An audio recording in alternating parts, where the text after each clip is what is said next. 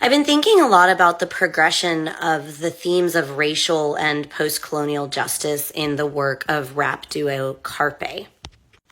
Because yes, I just sit around thinking about the politics of their music all the time. Because when you have a band that's changing the world like Karpe is, yes, I said changing the world, I think we should all think about it a lot and how they've done that and how it's worked and how it's progressed over time.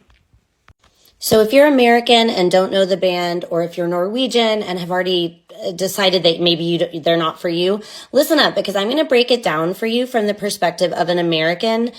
And in America, we have in many ways more experience with racial politics in our history, which Norway is just learning to deal with. And what I would argue is that Norway is learning to deal with it by being sometimes gently nudged and sometimes kind of pushed by Karpe, among other things, to accept the fact that its demographic is changing. One really common myth that Americans believe about Norway, regardless of their political persuasion, is that they think it's a homogeneously white nation. And that hasn't been true for some time. But the myth persists, like all myths about white hegemony do, unfortunately. And this brings me back to the theme of the progression in their music over time.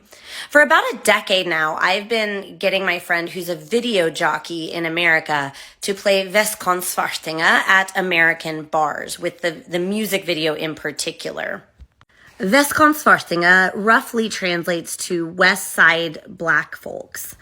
And although the two singers of Karpe are Desi, they're brown, South Asian, Egyptian. In Norway, they're making a particular point here, that to be brown in Norway is equivalent to, in some ways, the Black experience in America. And what's so great about the video for Vestkonsvartinga is that it mimics shot for shot the opening credit sequence for The Fresh Prince of Bel-Air, which, as you probably know, is a show about a poor Black kid who moves from a poor Black neighborhood to live with his relatives in a wealthy Black neighborhood. And part of the conceit here, part of what that show was doing, is saying, are you surprised? Like, there are Black people that are not poor, and kind of forcing that message on the audience. So what is so clever about this video is that Karpe at that time was making the same claim about them. Like, we brown people exist in your white nation. We're here. We exist. It shouldn't be that shocking. And you'll remember a minute ago I said that they are in Vestkonsvartinga, the fact that they're saying West Side Blacks when they are not Black is purposeful. They're making the point that this is an equivalent relationship for Norway to what Black people are experiencing and have historically experienced in America. So again, to mimic that message of just saying, like, we are here, by the way. And what's so cool is the chorus to that song is, where are you from, or where do you live? And that's a question by a female sample. And then the singers of Karpe, they say, let me take you to my city. My city. Not your city, mine. And I grew up with this song as a high schooler. So for me, just coming from America, we would listen to this at my school dances.